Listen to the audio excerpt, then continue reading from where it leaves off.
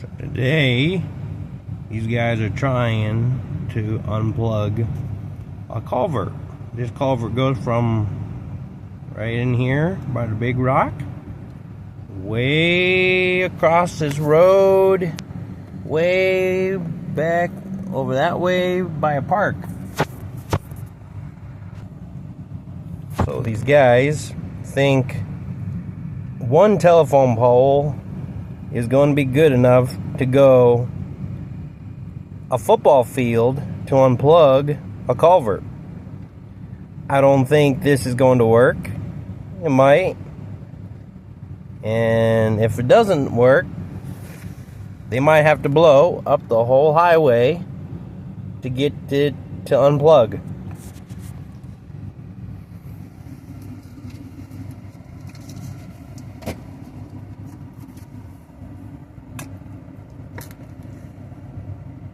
I'm hoping it does, because if not, we gotta lay out 300 sandbags.